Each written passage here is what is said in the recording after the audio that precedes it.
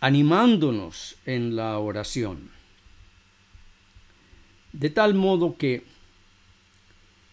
es inexpresable, indecible, las bendiciones que de este grupo se han derramado hacia tantas personas. Cierto, nuestra voluntad, según nuestras oraciones, no siempre se ha cumplido. Hemos sido humillados porque muchas de las personas por quien nosotros estábamos orando con mucha fe se nos fueron. La voluntad del Señor fue otra. Y hoy esas personas descansan, reposan con el Señor, aunque nos hacen muchísima falta. Pero eso también sirve para mantenernos humildes y saber que hay una voluntad mayor a la nuestra que conoce todo desde el principio hasta el fin. De tal modo que aquí estamos nosotros, todavía a comienzo de año. No vamos a negar eso, y tal vez algunos hasta se cansan de la mención del año nuevo y de todas las resoluciones que se han hecho, que otros han hecho y que ellos no han hecho para este próximo año 2022, que ya hemos puesto en las manos del Señor. Ya hemos puesto a nuestras familias, a nuestro futuro, a nuestro presente. Y necesitamos confiar que ese depósito de cada día de este año, hasta el 31 de diciembre, ese depósito que hemos puesto en las manos del Señor queda allí y no es en vano.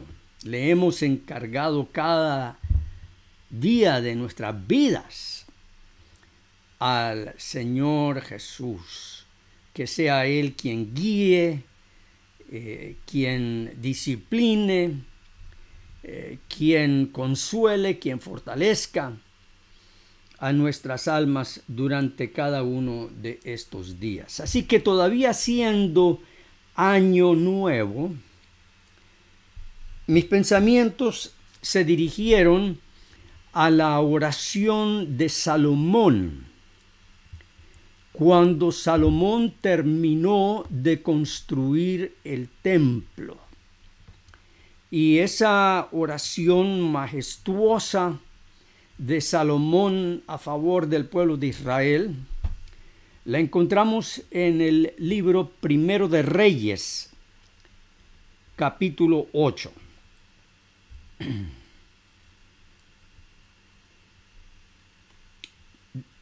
Voy a tratar de encontrar acá y compartir con ustedes la pantalla.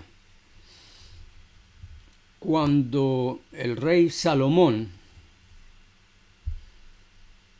dedicó el templo recién construido. Qué lindo es entrar a una casa o a un edificio recién construido, que el olor es a nuevo. Todo es nuevo, limpiecito, precioso. Y así estaba el templo recién construido en cada detalle por ese equipo que Salomón había reunido para construir el templo con lujo de detalles en lo mínimo, para que en lo máximo pudiera lucir majestuosamente. Pero no podemos seguir adelante y hablar de la oración que Salomón elevó al Señor aquel día sin detenernos un tanto para hablar del mismo Salomón. ¿Qué personaje era Salomón? Nosotros lo conocemos tal vez porque se considera el hombre más sabio que vivió sobre toda la tierra. Y eso es bastante que decir. Los antiguos tenían también mucho estudio, mucha sabiduría, mucha comprensión de nuestro universo. Y Salomón se consideraba el hombre más sabio de aquellos tiempos y algunos hasta de toda la historia. Pero de veras, ¿quién era Salomón? Hay que detenerse en eso por unos momentos para reconocer cómo la gracia de Dios se derramaba aquel día sobre el pueblo de Israel. Porque Salomón era el hijo de una relación ilícita, pecaminosa, que el rey David había tenido con la mujer de otro hombre, causa de un serio pecado, una seria falta de parte de David. Y algunos dirán, ay pastor, no arruine la historia hablando de la falta de David. Pues que porque fue seria. Mandó a matar al marido de esta mujer para así tener el derecho de tomársela como esposa. Ningún derecho, porque había dado muerte, había puesto a ese noble hombre al frente de la batalla y había dado la orden para que estuviera al frente de la batalla y recibiera los dardos del enemigo cuando comenzara la batalla y muriera, y así fue. Y después, entonces, David tomó como mujer a Betsabé. Y de esa relación nació Salomón. ¿Y quién hubiera pensado que de una relación donde había homicidio, asesinato, adulterio, lujuria, hubiera nacido el heredero al trono que edificaría casa al Dios de los ejércitos? Eso no es nada más que ver la gracia de Dios allí en ese hombre, en Salomón. Cómo Dios obró por encima del pecado y de sus consecuencias e instaló a Salomón como rey de Israel y le dio dones, muchísimos dones, como ya mencionamos. Y es ese hombre entonces que, reconociendo la gracia de Dios, dirige todos sus esfuerzos para construir un templo que represente la gloria de Dios, que en su misericordia le ha dado vida, lo ha puesto en el trono, le ha dado dones, le ha dado honra. Y él dirige todos sus esfuerzos y los cumple. Alabado sea el Señor, que un hijo de pecado fue dada esa misericordia. Y creo que no es necesario que hagamos la relación a nuestras vidas. Porque aquí nadie ha nacido de ningún santo ni de padres santos. Pues todos hemos pecado y estamos destituidos de la gloria de Dios. Así que en Salomón nosotros vemos cómo se refleja la gracia de Dios a todos aquellos que la reconocen y se humillan y dicen: gracias, Señor, porque me has perdonado y me has perdonado en Cristo. Pero en Salomón vemos algo más. En Salomón nosotros vemos un reflejo de Cristo, y es lo que el mismo Cristo dijo en Lucas 24, hablando con sus discípulos después de la resurrección, que todo el Testamento hablaba de él. Y cuando nosotros leemos la genealogía de Jesús, nosotros vemos que Salomón estaba allí entre sus antepasados. De tal modo que Jesús es aquel que toma los pecados de la humanidad y nace como Rey de Reyes de la humanidad. Lo que es Salomón se cumple en Jesucristo. Al leer toda esa genealogía de Jesús, nosotros vemos allí a pecadores. Vemos hasta una ramera entre sus antepasados. Y Jesús nace de esa humanidad para presentar ante Dios una humanidad perfecta, pura, obediente, amorosa, como ofrenda de suave fragancia ante el Señor. Una ofrenda que nosotros no podemos presentar.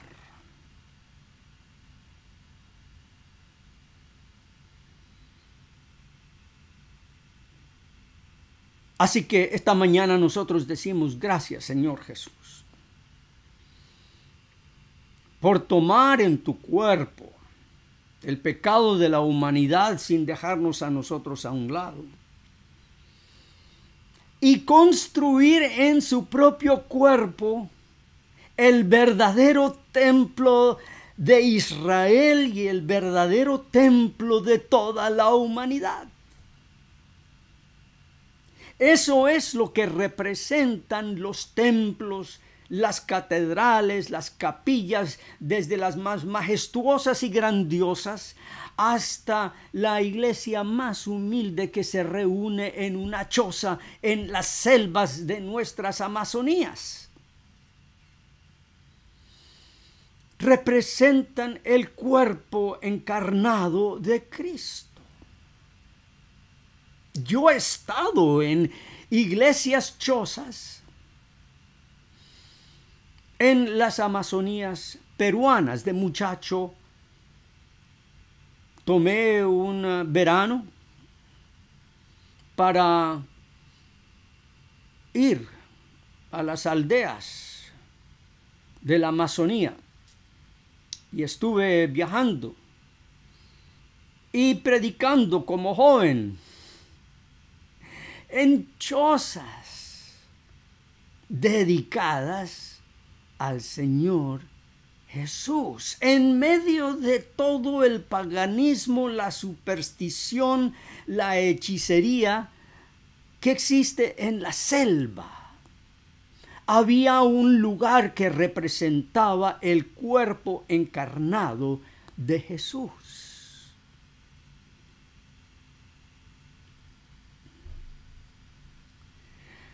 Así que en este momento Salomón se reúne ante el Señor y reúne a todos los ancianos de Israel, a todos los jefes de las tribus y a los principales de las casas paternas de los israelitas ante él en Jerusalén, para hacer subir el arca del pacto del Señor de la ciudad de David, la cual es Sión. Fíjense nuevamente cómo el centro de la gracia y la misericordia de Dios necesita ser el centro del templo. El arca del pacto era donde se rociaba la sangre del cordero en el día de las expiaciones. Este mismo mes en que Salomón reunió al pueblo, porque nos dice acá que todos los hombres de Israel se reunieron ante el rey Salomón en la fiesta en el mes de Etanim, que es el mes séptimo. Y cuando habla de la fiesta,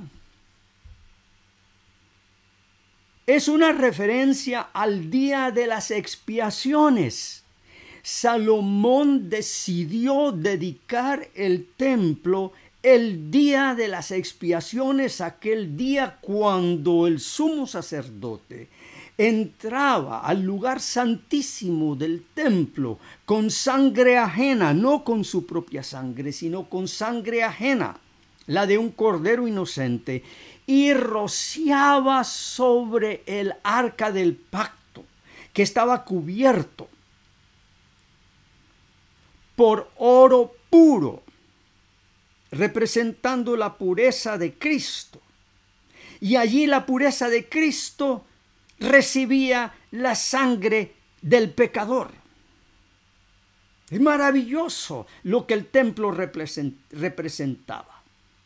Y ellos suben el arca del pacto, que por primera vez va a ser colocada en el templo que ahora Salomón ha construido. Se saca de el tabernáculo, el santuario construido con lienzos, con lonas, muy bellas en su representación artística también.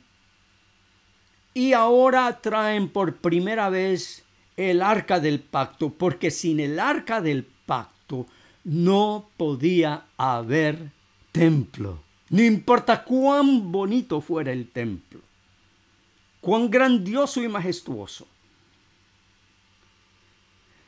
Si en el templo no se encuentra la sangre de Cristo, la pureza de Cristo, con el pecador, entonces no hay templo. Lo que hay es una hermosa capilla, una hermosa catedral. Si en la más hermosa catedral no se reúne la sangre del pecador con la gracia de la pureza de Cristo, allí no hay templo.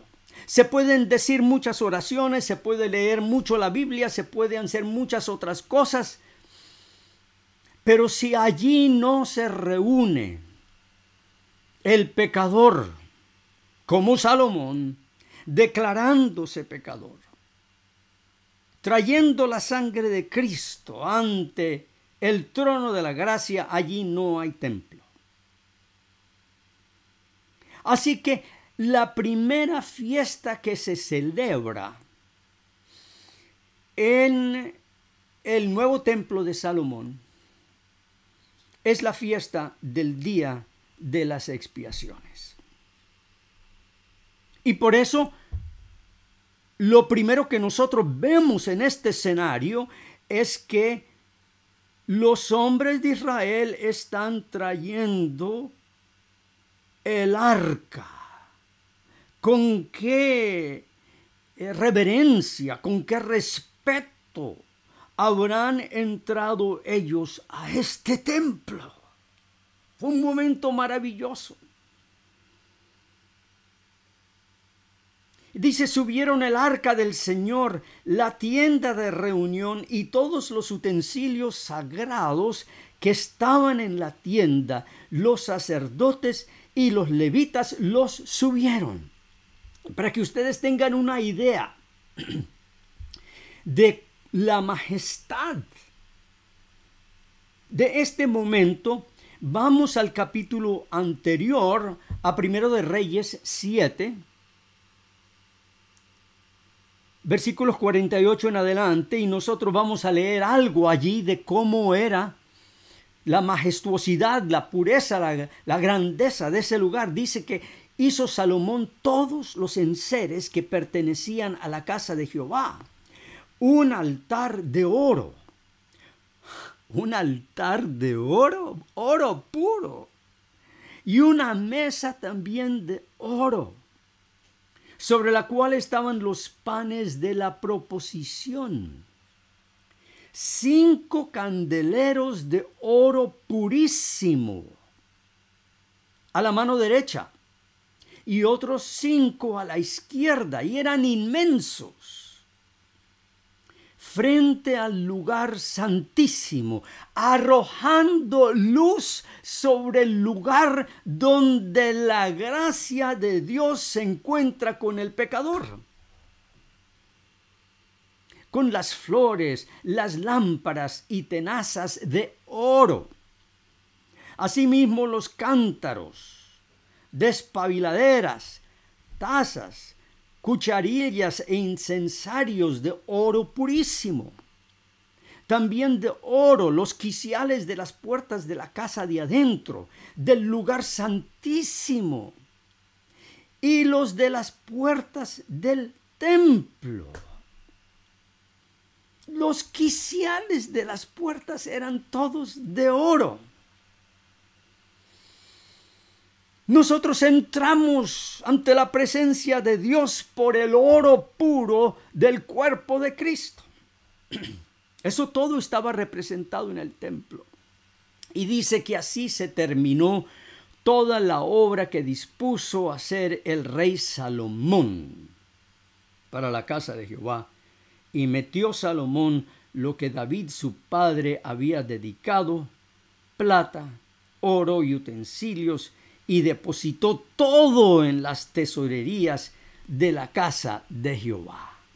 Y luego entonces en Primero de Reyes 8 sigue esta escena que ya hemos visto, este desfile, cuando entra ese arca reluciente al templo.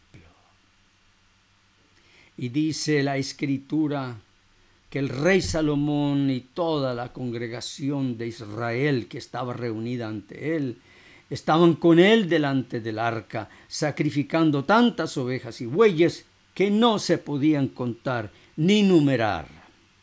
Nuevamente los sacrificios que representaban el único sacrificio de Cristo. Era el centro de este momento. Y dice que los sacerdotes trajeron el arca del pacto del Señor a su lugar, al santuario interior de la casa, al lugar santísimo bajo las alas de los querubines, representando el trono de Dios. Porque los querubines extendían las alas sobre el lugar del arca, y los querubines cubrían el arca y sus barras por encima. Y esto tiene su significado. Pero las barras eran tan largas que los extremos de las barras se podían ver desde el lugar santo que estaba delante del santuario interior, pero no se podían ver desde afuera, y allí están hasta hoy. En el arca no había más que las 2 tablas de piedra que Moisés puso allí en Horeb, donde el Señor hizo pacto con los israelitas cuando salieron de la tierra de Egipto. Y sucedió que cuando los sacerdotes salieron del lugar santo, la nube llenó la casa del Señor, así que los sacerdotes no pudieron quedarse a ministrar por causa de la nube, porque la gloria del Señor llenaba la casa del Señor. Y aquí está un precioso significado para el pecador, que cuando tú te acercas por fe, con la sangre de Cristo, ante el trono de la gracia, esos querubines te amparan, te protegen, te acogen, te abrazan, te llevan hacia la gloria de Dios. Y te dicen, hijo mío, hija mía, tus pecados, que son muchos, te son perdonados.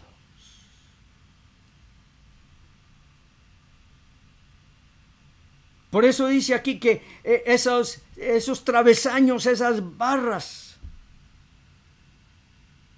que pasaban de un querubín al otro, se podían ver desde el interior del templo.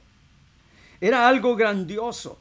Y entonces en el arca del pacto estaba la tabla de la ley, aquella ley que acusa justamente y debidamente, acusa al pecador de todos nuestros pecados. Pero la ley no está por encima del propiciatorio, sino que la ley está por debajo del propiciatorio. El propiciatorio es esa barra grande de oro que está por encima del arca del pacto, para decirnos todas las acusaciones de la ley contra ti, porque son ciertas.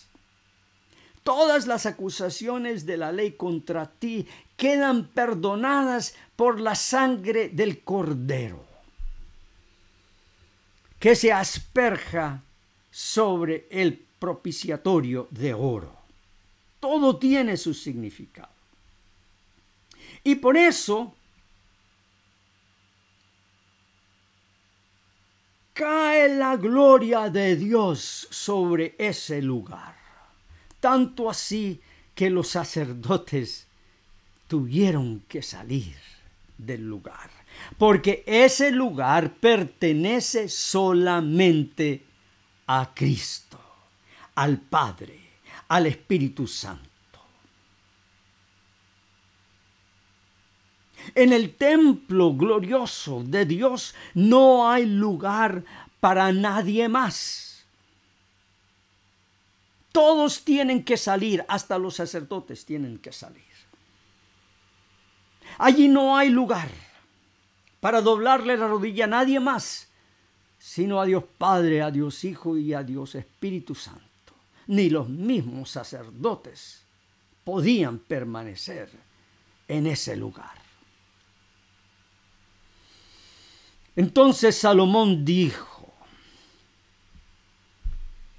Jehová, ahí cuando usa la palabra el Señor así en mayúsculas, es para cubrir el nombre sagrado de Dios, ese nombre de las 4 letras, el yo soy, el que soy. Jehová ha dicho que él moraría en la densa nube. Ciertamente yo te he edificado una casa majestuosa, un lugar para tu morada para siempre.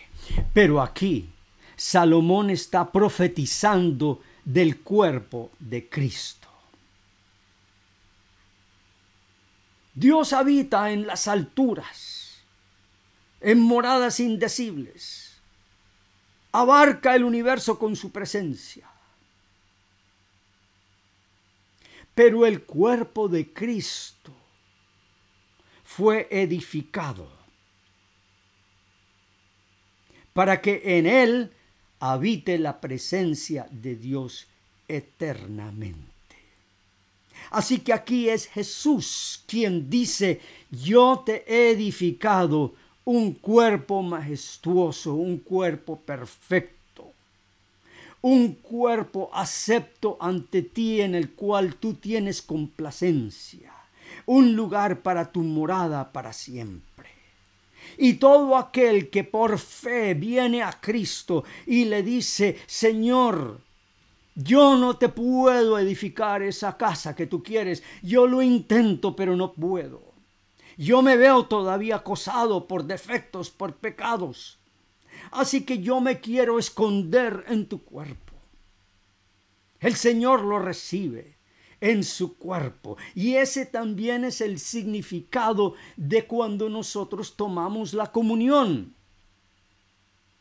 El pan y el vino es el cuerpo de Cristo. Entramos al cuerpo de Cristo cuando nosotros comulgamos. Y allí recibimos gracia.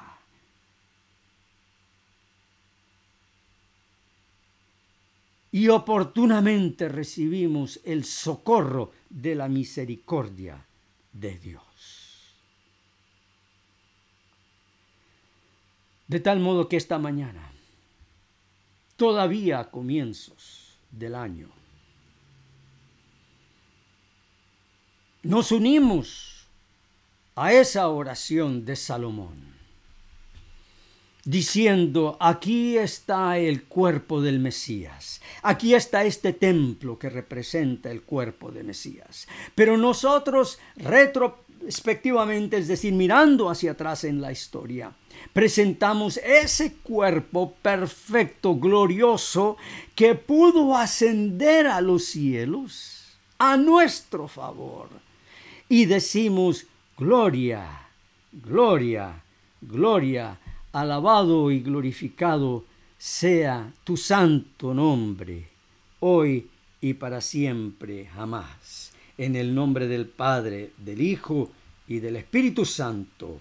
Amén.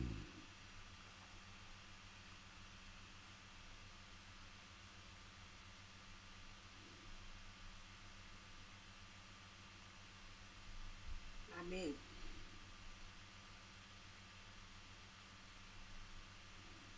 Amén.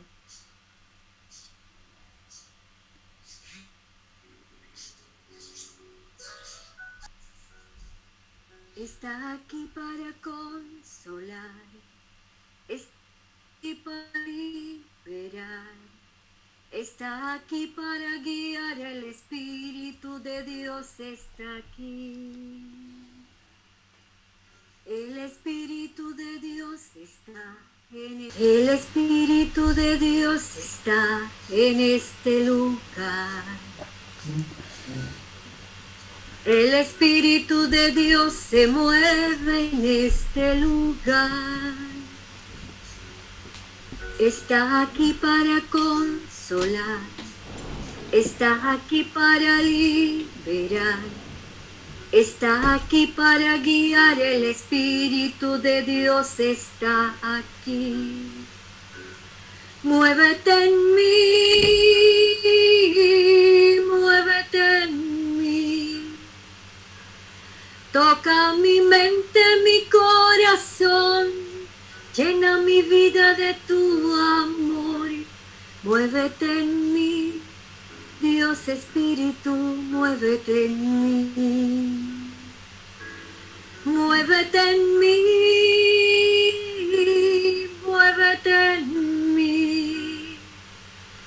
Toca mi mente, mi corazón, llena mi vida de tu amor. Muévete en mí, Dios Espíritu, muévete en mí. Muévete en mí, muévete en mí.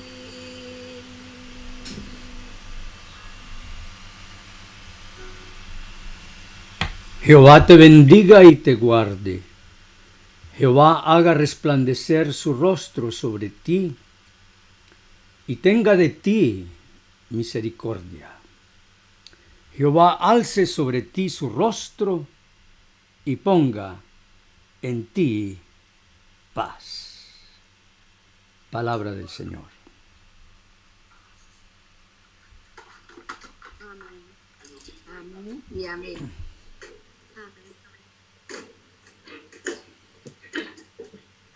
Amén.